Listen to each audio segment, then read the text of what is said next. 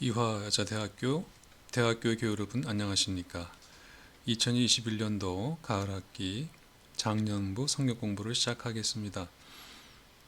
이번 학기에는 창조세계의 위기와 그리스도인의 책임이라고 하는 제목을 가지고 함께 생각해 보려고 합니다. 이런 주제를 갖고 오게 된 동기는 우리 교회가 이제 9월부터 창조절을 지키기 때문입니다. 창조절은 영어로 Season of Creation이라고 하는데 이것은 정교회, 가톨릭 그리고 개신교 세계의 거의 모든 교회들이 함께 지키고 있는 중요한 절기입니다. 세계적으로는 이제 성 프란치스코의 그 기일인 10월 4일까지 해서 이렇게 한 달여 정도 지키지만 저희 교회는 이제 대림절이 시작되기 직전까지 그러니까 11월의 셋째 주까지 약 3달 정도 창조절을 지키도록 하겠습니다. 이번 학기 성경 공부는 우리가 이 하나님이 지으신 이 아름다운 창조 세계 안에 있는 생명의 위기, 정의의 위기, 평화의 위기, 생명, 정의, 평화의 위기, 이 위기를 하나씩 고찰하면서 이런 세상 속에, 이런 위기 속에 사는 우리 그리스도인들은 어떤 책임을 가지고 있고 어떤 역할을 해야 되는가, 이제 그런 것을 함께 생각해보는 그런 시간을 가지려고 합니다. 제가 이제부터는 이제 좀 PPT를 크게 보시게 하도록 하기 위해서 제가 PPT만 보시도록 화면을 좀 바꾼 상태에서 계속 이야기를 이어가도록 하겠습니다.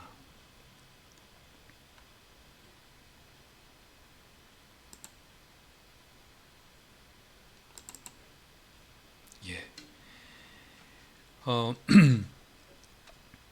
창조세계 위기를 이제 이야기하기 위해서 하늘의 징조, 시대의 징조라고 하는 조금 생각해 볼 말씀을 가지고 이 공부의 중요성이라고 할까 하는 것을 조금 제안해 보고 싶습니다. 주님께서 하신 말씀입니다. 마태복음 16장 2절에 나와 있는데요. 이런 말씀을 오늘날 툭 하셨어요. 너희들은 저녁이 되면 하늘이 붉은 것을 보면서 내일은 날씨가 맑겠다 하고 말하고 또 아침에 보니 하늘이 붉고 흐린 것을 보니 오늘은 날씨가 굳겠다 한다. 이렇게 그 하늘의 징조는 잘 분별하면서 왜 시대의 징조들은 분별하지 못하느냐 이렇게 말씀하신 적이 있습니다.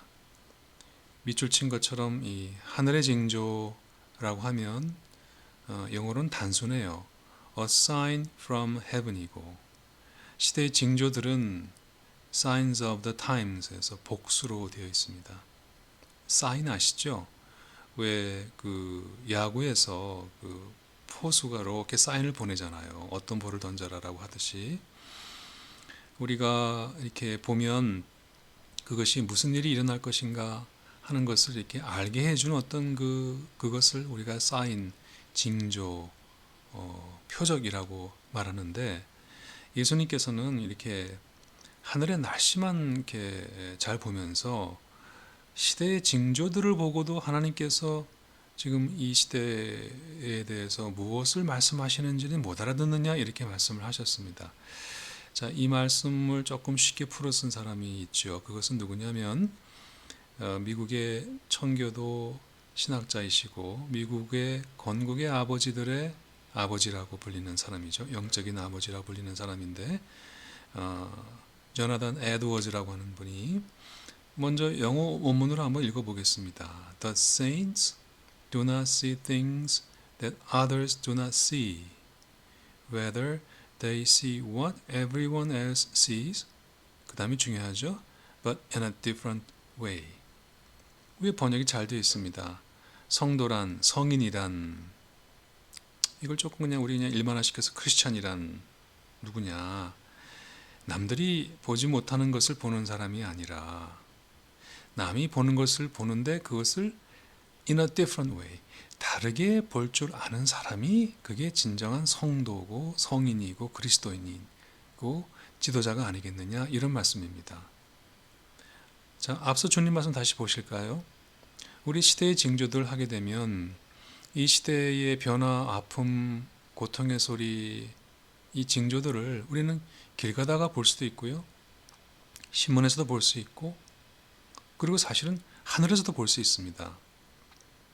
여러 가지 징조들 속에서 이 시대가 어떤 아픔과 위기 속에서 어떤 울부짖음을 갖고 있고 또 어디로 가려고 하는가 하는 것을 우리가 알 수 있는데, 우리 그리스도인들이 이 조나단 에드워즈가 말한 것처럼 이번 학기에는 우리 그리스도는 물론 남들이 보지 못하는 것을 보긴 합니다만, 남들이 보는 것을 똑같이 보지 말고 더 깊게, 더 높이, 더 멀리 볼 수 있는, 다르게 볼 수 있는 영적인 눈을 가진 사람들이 되면 좋겠습니다. 그래서 제가 이제 사진 3장을 좀 갖고 왔는데요. 하나하나가 우리 시대 하나님의 창조 세계에 오늘 우리가 겪고 있는 이 위기를 한번 보여주는 사진들입니다. 때로는 어떤 이미지가 100마디 말보다 더 많은 것을 말해주죠.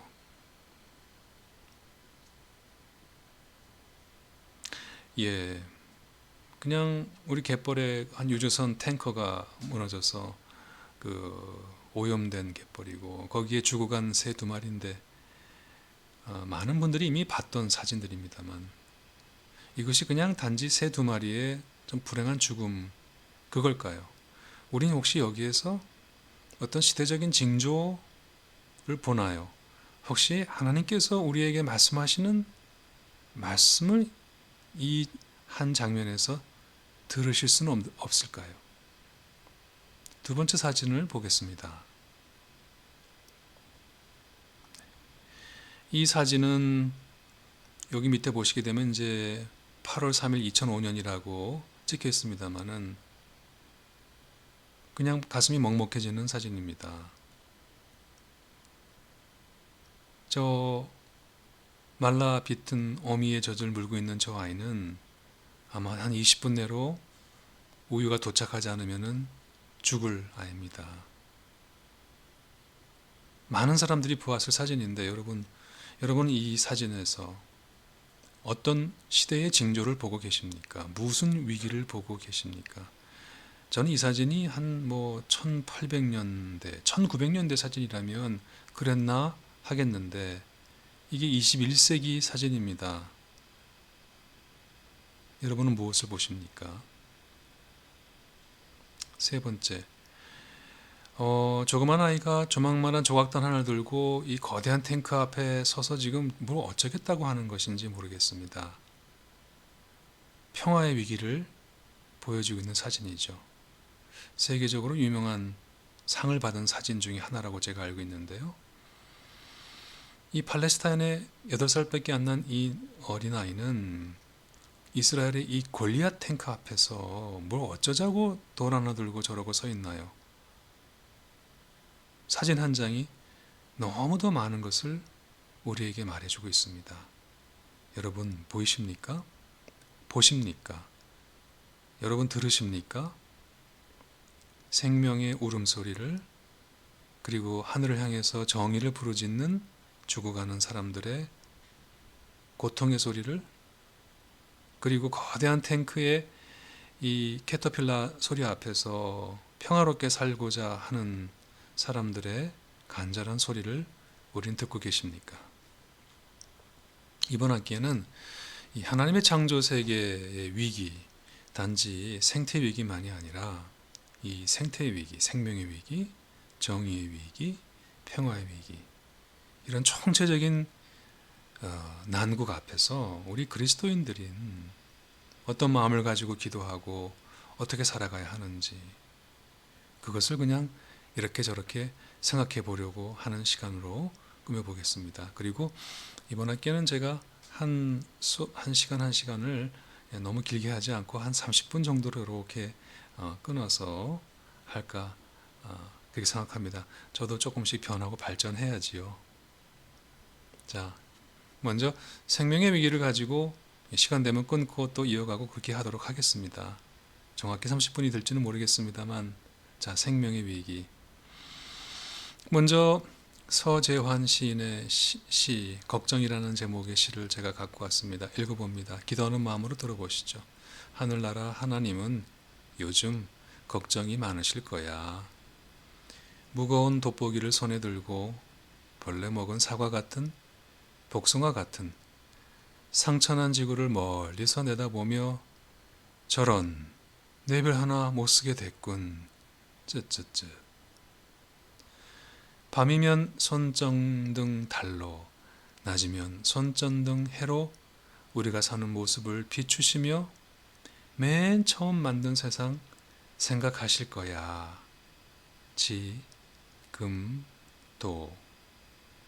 지그시 눈을 감고 이마에 깊은 주름 새기고 계실 거야. 네, 창조 세계를 보고 머리에 주름살이 하나씩 더 늘어나고 계시는 우리 하나님의 그 마음, 하나님의 걱정을 이 시인은 참 재밌게 노래했습니다. 자, 설명이 필요 없는 사진들이죠. 먼저 생명의 위기를 보고 있습니다. 아까 보여드렸던 바로 그거죠. 그렇습니다. 이 그림들이 말을 합니다.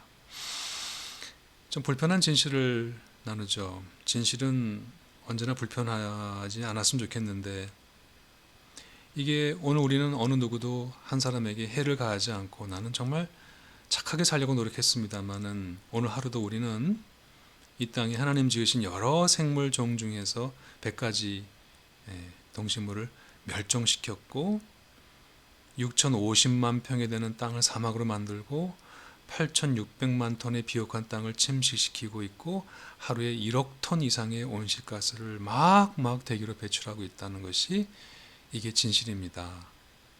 부정하고 싶지만 부인할 수 없는 우리의 진실입니다. 해변가를 걸으신 적이 있으시죠? 저렇게 옛날에 저기 가서 이렇게 누구 좋아하는 사람 이름 쓰면 남에게 들키지 않도록 파도가 와서 지워주고 가고 했는데 저 사람이 지나간 저 해변가의 발자국도 파도가 와서 다 지워줄 겁니다. 그런데 여러분, 우리 인간이 하나님께서 보내신 이 지구에 살다가 가면 저렇게 파도로 지울 수 없는 깊은 발자국을, 상처를 이 땅에다 내고 간다고 합니다. 우리 살려면 먹어야죠. 입어야죠. 집을 짓고 데워야죠. 또 버려야죠. 네. 그래서 이 생태 발자국, 오른쪽 밑에 보시게 되면 이렇게 그 CO2의 발자국 딱 찍혀 있잖아요. 한 사람이 태어나서 이제 그걸 보시면은 얼마나 큰 집에, 얼마나 큰 자동차에, 또 어떤 음식과 물을, 옷과 연료를 필요로 하는가, 그것을 대하려면 도대체 지구가 몇 개나 필요한가 계산해 봤더니 지금 우리 한국인은 우리 안에도 좀 가난하고 힘들고 이런 사람들 많지만 우리나라가 벌써 뭐 선진국에 되었다면서요. 참 그것도 이 세상에서 그런 일이 거의 없는데 완전히 전쟁으로 폐허가 됐던 그야말로 후진국이 글쎄 뭐 선진국이 됐답니다, 우리나라가. 그런데 그런 우리 생활 수준이 높아진 우리 한국인처럼 살려면 이 지구가 한 개 갖고 안 된답니다. 이 지구가 3.3개가 있어야 된다고 하니 사실은 우리가 얼마나 이 지구에 부담을 주는 삶을 살고 있는가 하는 것을 깨달을 수가 있습니다. 네. 그 밑에 보면은 지속 가능하다고 하는 말이 나오잖아요. 지속 가능한 게 뭔가요? 네. 예컨대 살림을 하더라도 내가 수입이 얼만데 그 수입을 넘어서는 것을 계속 지출하게 되면은 그 가게가 지속 가능하지 않은 것처럼 우리가 자꾸 버리고 또 이렇게 배출한 것들을 지구가 깨끗하게 청소해서 다시 돌려주어야 우리가 맑은 공기 또 깨끗한 음식을 먹고 살 텐데 지구가 자정할 수 있는 능력보다 넘어선 스피드로 지구야 살던 죽던 마음대로 먹고 쓰고 버리게 되면 이런 결과가 나온다는 거죠. 그래서 이 지속 가능하려면은 한 사람이 1.8 헥타르 정도의 땅을 가져야 되는데 우리 한국인은 그거보다 더 큰 땅을 현재 이 인류는 2.2 헥타르를 요구하고 있고 한국은 그거보다 더 큰 3.4 헥타르의 땅을 필요로 하는 그런 높은 수준의 삶을 살고 있고 그런 생태 파괴적인 삶을 살고 있다 하는 것입니다. 자, 이런 속에서 이런 우리의 탐욕과 무지와 또 이런 속에서 일어난 게 바로 무엇이죠? 예, 코로나 바이러스가 우리 앞에 닥쳤습니다. 자, 앞으로 천천히 말씀드리겠습니다만은 이 코로나 이 전염병이 이 팬데믹이 세계적인 대유행이 환경 전염병이라고 하는 본질은 우리가 이제 알아야 되겠죠. 긴 말씀 오늘 드리지 않고 그래서 작년에 A Letter to Humanity라고 하는 편지를 누군가가 보냈어요. 인류에게 보내는 편지라고 하는 편지를 우리가 모두 받았습니다. 받아보셨습니까? 저는 제 이메일에 왔던데요. 그래서 받으셨지만 못 읽으신 분들을 위해서 제가 우리말로만 이렇게 읽어드리겠습니다. 자, 누가 보냈는지 아까 제가 살짝 말씀드렸습니다만은 아마 우리 그런 이 생명에 대한 파괴로 우리가 어떤 편지를 받았는지 읽어봅니다. 지구가 속삭였지만 당신들은 듣지 않았습니다. 지구가 소리를 내 얘기했지만 당신들은 듣지 않았습니다. 지구가 소리쳐 외쳤을 때 당신들은 오히려 귀를 막았습니다. 그래서 내가 태어났습니다. And so I was born. 그죠? 나는 당신들을 벌 주기 위해 태어난 것이 아닙니다. 나는 당신들을 깨우기 위해 태어났습니다. 지구는 도와달라 외쳤습니다. 대규모 홍수로 외쳐도 당신들은 듣지 않았습니다. 강렬한 폭풍과 돌풍에도 당신들은 들으려 하지 않았습니다. 대양의 생물들이 해양 오염으로 죽어가는 상황에서도 당신들은 여전히 지구의 외침을 듣지 않았습니다. 빙하가 녹아내리는 심각한 경고에도 혹독한 가뭄에도 지구가 얼마나 심각한 부정적 영향을 받고 있는지 들으려 하지 않았습니다. 전쟁이 끊이지 않고 욕심은 멈추지 않고 무수한 증오에도 하루에도 수많은 죽음이 일어나도 당신들은 그저 당신들의 삶을 이어갈 뿐이었습니다. 당신들에게는 지구가 보여주는 수많은 징후, 사인, 표적을 알아내기보다 최신 아이폰을 갖는 것이 더 중요했습니다. But now I am here. 그러나 이제 내가 여기 있습니다. 그리고 이제 내가 세계가 돌아가는 그 궤도에서 멈추겠습니다. 내가 마침내 당신들로 듣게 만들었습니다. 당신들로 대피하게 만들었고 더 이상 물질적인 것에만 집중하지 못하게 만들었습니다. 이제 당신들은 지구가 어떤 상태인지 느낄 수 있게 되었습니다.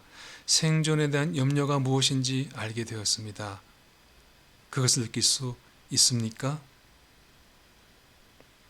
제가 중략하고 이 편지 마무리를 이어가겠습니다. And now, 그리고 이제 중국과 인도의 하늘이 깨끗해지고 공기의 질이 달라졌습니다. 단지 공장들이 더 이상 오염물질을 지구의 대기에 내뿜지 않게 된 것으로 이런 일이 일어났습니다. 베니스의 물이 깨끗해지고 돌고래들이 다시 보이기 시작했습니다. 단지 곤돌라가 멈추는 것만으로 이런 일이 일어났습니다. 당신들은 비로소 당신들의 삶에 진정으로 중요한 것이 무엇인지 새겨볼 수 있는 시간을 갖게 되었습니다. 나는 여기에 당신들을 벌주러 와 있는 것이 아닙니다. 당신들을 일깨우기 위해 온 것입니다. 내가 떠나고 이 모든 것이 지나간 후에. 마무리죠. 그래서 호소합니다. 이 편지가 Please란 말로 시작합니다. 제발 이 시간들을 기억해 주세요. 지구의 이야기를 들어주세요. 당신 영혼의 소리에 귀 기울여 주세요. 싸움 멈추고 더 이상 물질적인 것에만 매달리지 말아주세요. 그리고 이제 이웃을 사랑하는 것을 시작해 보세요. 지구와 그 안에 모든 생물을 보살펴 주세요. 그리고 마지막으로 창조주를 기억하세요. 그렇지 않다면 홍래가 다시 돌아오게 될 수 있습니다. 그리고 그때는 지금보다 훨씬 강력한 모습으로 오게 될 거예요. 사인했죠? Signed 코로나 바이러스. 코로나 바이러스가 우리에게 보낸 편지를 어느 작가가 이 코로나 바이러스의 마음에 들었다 나왔는지 우리에게 번역해서 우리가 알아들을 수 있는 말로 알게 해 주었습니다. 이 편지 맨 마지막에 이제는 마지막으로 우리에게 창조주를 기억하라고 우리 창조절에 우리가 꼭 한번 되새겨야 될 이야기를 우리에게 던지고 있습니다. 코로나 바이러스가 우리에게 보낸 편지입니다. A letter to humanity. 잘 들으셨습니까? 요즘 얼마나 힘드세요? 코로나로. 그래서 우리 보니까 어떤 초등학생이 이런 얘기를 썼다 하죠. 오른쪽에 이게 돌면서 많은 분들이 웃다가 울었다 했다고 하는 그런 건데 저 그림 보니까 진짜 어떤 어린아이의 일기장이에요. 그리고 거기 일기장에 쓴 글씨가 잘 이렇게 볼 수 있도록 해놨는데 어느 어린아이의 외침입니다. 방학이 길어지자 엄마들이 괴수로 변했다. 그 중에서 우리 엄마가 가장 싸납다. 그래서 나는 아주 두렵고 무섭다. 그래서 나는 아주 고통스러운 삶을 살고 있다. 한 어린아이의 정말 참 귀엽죠? 하지만 이 아이의 이 말 안에 우리 시대가 겪고 있는 아픔과 고통이 사실은 다 녹아 있지 않습니까? 그래서 우리는 이야기를 듣고 웃지만은 못하고 웃다가 또 살짝 눈시울이 붉어지는 그런 경험을 합니다. 그 다음에 어떤 중학생이 쓴 것 같은데 코로나 요즘에 이제 다 전면 개학을 하겠다고 하고 있습니다만은 학력차가 너무 나게 생겨서요. 어느 중학생쯤 되는 것 같아요. 방학 생활 규칙 이제 다 이제 개학이고 방학이고 없던 시대를 살았는데 또 이렇게 써서 붙였답니다. 벽에다가 주는 대로 먹는다. TV 끄라고 당장 끈다. 사용한 물건 즉시 제자리. 한 번 말하면 바로 움직인다. 여러분 안 그러면 엄마한테 등짝에 스매싱이 날아오죠. 그리고 5번째 엄마한테 쓸데없이 말 걸지 않는다. 그러면서 이 아이가 별표 해놓고 그것까지도 재밌는데요. 위 사항을 어기면 비가 코로나 올 것이다. 그래서 또 보면은 또 코로나를 빨간 색깔로 쳐놨네요. 아주 재치 있는 학생이었는데 이것도 정말 웃프다고 하지요. 웃지만은 못하겠고 슬픈 웃음을 우리가 짓게 됩니다. 이게 코로나 우리가 겪고 있는 아픔과 힘든 것을 이 아이들이 너무 정직한 눈으로 우리한테 잘 대변하고 있습니다. 근데 여러분 정말 웃을 수만 없는 것이 이 압력밥솥처럼 좁은 공간 안에 온 가족이 밖에 나가지 못하고 이렇게 뭉쳐있다 보니까 글쎄 코로나 이후로 우리나라에 가정폭력이 너무너무 증가했다고 하네요. 그래서 엄마 눈은 달마시안. 아이고 이게 무슨 일입니까? 증가하는 가정폭력, 이 코로나가 참 우리 모두를 엄마들을 아이들을 우리 모두를 힘들게 하는 이런 세상. 우리 하나하나 힘들지만 사실 이 모든 것이 우리가 이 지구를 파괴하고 다른 생명을 존중하지 않고 내 멋대로 방탕하게 살아서 이런 생명의 위기, 우리가 자초한 이 생명의 위기, 우리가 그 고통을 지금 받고 있는 것은 아닌가 하는 생각을 우리가 하게 됩니다. 자, 그래서 언젠가 이 이스라엘의 그 역사학자 유발 하라리, 한국인들이 참 좋아하는 학자예요. 이 책이 참 많이 팔리죠. 근데 언젠가 이런 말을 했어요. 우리 인간에 대해서. 우리 호모사피엔스라고 하는 인간은 7만 년 전에 아프리카 한 구석에서 자기 앞가림에만 신경 쓰던 별 중요하지 않던 동물이었는데 여러분 이후 몇만 년에 걸쳐서 이 종이 지금 지구 전체의 주인처럼 생태계 파괴자가 돼서 정말 이 지구를 마음대로 호령하잖아요.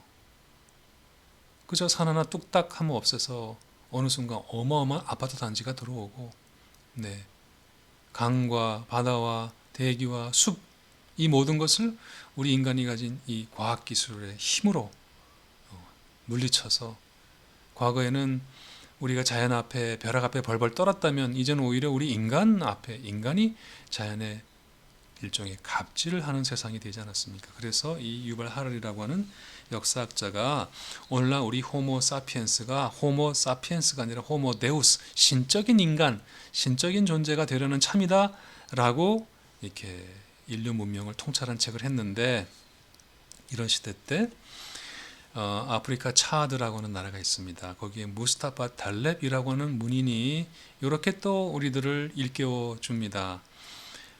차드라고 하는 나라는 이제 내륙으로만 되어 있더라고요. 바다가 없는데 이 문인이 스스로 신적인 존재가 돼서 내 마음대로 살겠다고 한 우리 인간이 이 코로나 앞에서 어떤 존재인지를 이렇게 불러줍니다.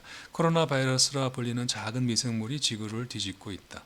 서방 강대국들이, 기업들이, 시위대가 못 얻어낸 것들을 성취하고 있다. 잠깐 그런 것 같아요. 혹시 한번 하늘을 잠깐 보시죠. 하늘에 비행기 요즘은 좀 뜨고 있습니다만은 코로나가 됐을 때 하늘에 있는 모든 비행기가 다 땅에 내려 앉았잖아요. 저도 몰랐어요. 가장 온실가스를 많이 방출하는 것이 비행기라 하더라고요. 자동차도 중요하고 딴 것도 중요하고 쓰레기 안 버리는 것도 중요한데 비행기 여행 한번 하면 어마어마한 온실가스를 대기 중에 방출한다고 하는데, 세상에 코로나 전에 하루에 우리 머리 위에 일상적으로 10만 대의 비행기가 매일같이 날아다녔답니다. 근데 그 10만 대의 비행기가 다 땅에 내려앉았습니다. 그때 혹시 트럼프 대통령이 무슨 계엄령 발동해서 그랬나요? 아니었어요. 눈에 보이지도 않는 저 작은 생명이라고 봐야 되는지 아닌지 모르는 저것이 모든 비행기를 내려앉혔죠. 그래서 이 달렙이라는 사람이 둘째 줄에서 강대국이, 기업들이, 시위대가 하지 못한 것을 했다, 그 말을 하는 겁니다. 셋째 줄, 화성가 살고 복제인간 만들고 영원히 살기를 바라던 우리 인류에게 그 한계를 깨닫게 해주었다. 인간은 그저 수많아 먼지일 뿐임을 깨닫게 해주었다. 그러면서 묻습니다. 우리는 누구인가? 여러분, 우리는 누구인가? 코로나가 우리에게 우리 스스로를 돌아보도록 하는 가장 실존적이고 종교적인 질문을 오늘 우리에게 던졌습니다. 누굽니까? 저는 우리 인간은 이 코로나가, 이 생명의 위기 앞에서 모두가 평등하게 죽음 앞에 선 존재라고 하는 너무도 명확한 진실을, 불편한 진실을 다시 일깨워 주었다고 생각합니다. 저는 이 죽음이라고 하는 이야기를 가장 눈으로 가장 많이 그림으로 그린 사람이 바로 에드바르 뭉크로 알고 있습니다. 제가 참 좋아하는 화가입니다마는 언젠가 한국에서 이 뭉크를 전했을 때 저는 바로 한 걸음에 예술의 전당 달려가서 그림을 봤던 기억이 납니다. 왼쪽 그림 3장 보시죠. 누이의 죽음인가요? 사랑했던 누이. 또 어머니의 죽음인가요? 어릴 적부터 사랑하는 사람들의 죽음을 너무 일찍 경험했던 뭉크는 평생 동안 이 죽음이라고 하는 것을 의식하며 살았습니다. 그 그림을 가장 많이 그렸죠.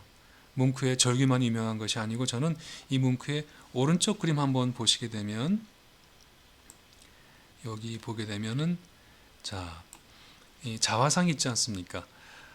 이렇게 말끔하게 생긴 중년의 아주 훈남 얼굴인데요. 자화상 흑백인데 놀라운 게 있죠. 맨 밑을 보시죠. 이렇게 책상 위에 이렇게 팔을 내려놓고 있는데 뼈만 보입니다. 뭐죠? 죽음 앞에 선 자신의 모습을 그렸죠. 누이와 어머니의 죽음뿐만 아니라 자신도 죽음 앞에 있는 존재라고 하는 것을 말하고 있고, 이 그림을 보고 있는 우리도 똑같은 존재라는 사실을 말해주고 있습니다. 그가 그린 이 그림 참 유명한 그림입니다만은 지금 뭉크 본인 자신이 춤을 추고 있죠. 인생의 환희입니다. 얼마나 기쁨, 더구나 정열적인 열정적인 붉은색 옷을 입은 여인과 함께 춤을 추고 있는데, 아플싸 가만히 두 사람의 눈을 보시면은 뭔가 이렇게 퀭한 눈에 무언가 불안에 찌든 눈 같습니다. 그 이유가 있죠. 이 춤을 추는 사람 왼쪽에 흰 옷을 입은 여인이 있고, 붉은 옷을 입은 춤추는 여인 오른쪽에 검은 옷을 입은 좀 나이 든 여인이 이 두 사람을 가만히 기다리고 있어요. 여러분이 흰색 옷을 입은 여인은 탄생, 출생을 뜻하고, 붉은 옷을 입은 여인은 이 생의 기쁨, 절정, joy, 환희 뜻하지만, 검은 옷은 인생의 죽음이죠. 네, 지금 열정적으로 춤을 추고 있지만 죽음이 저승사자라고 해야 되나요? 기다리고 있는 이 그림을 뭉크가 그렸습니다. 우리는 누구인가? 우리는 죽음 앞에 선 어느 누구도 예외가 없는 존재라고 하는 사실을 뭉크가 그렸습니다. 그래서 오늘 성경 구절로 가겠습니다.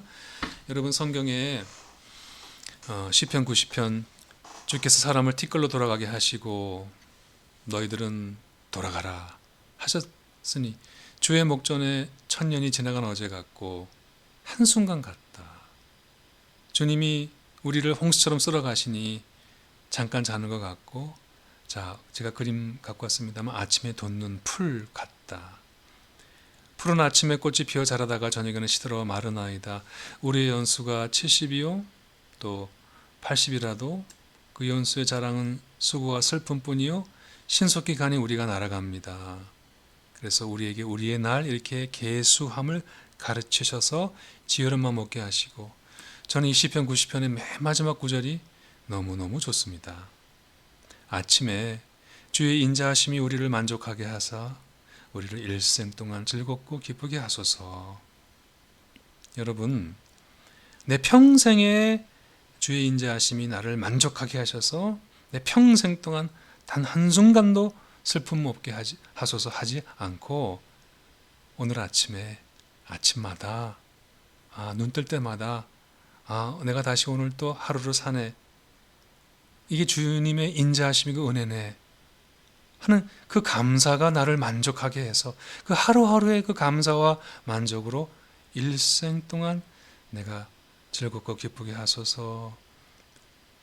여러분, 죽음을 의식하고 죽음 앞에 둔 겸허한 호모사피엔스가 절대자 영원하신 분 앞에서 드릴 수 있는 가장 겸손한 기도가 이 기도가 아닌가 싶습니다.